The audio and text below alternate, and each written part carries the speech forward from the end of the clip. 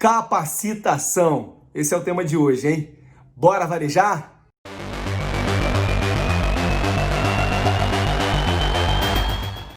Nos últimos materiais, eu falei da importância de um cronograma de integração para treinar o seu colaborador, esse que está entrando na sua empresa.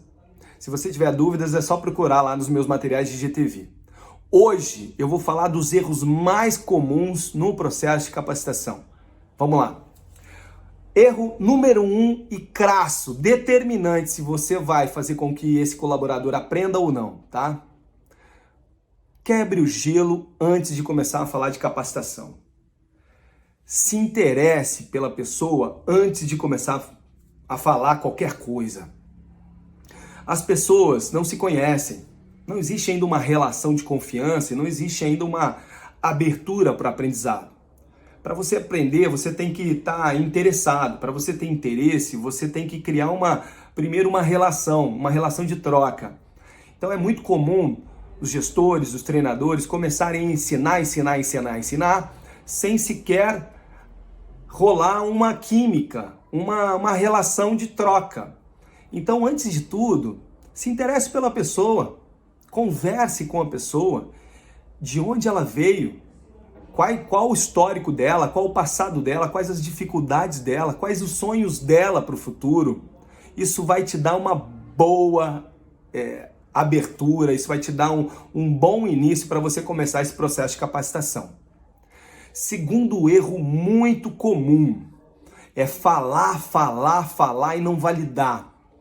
Então, tem um exercício muito simples, que é o exercício do Mostre-me, que vai sempre dar uma pausa nesse processo de capacitação e fazer com que você pergunte, que você escute também nesse momento do aprendizado.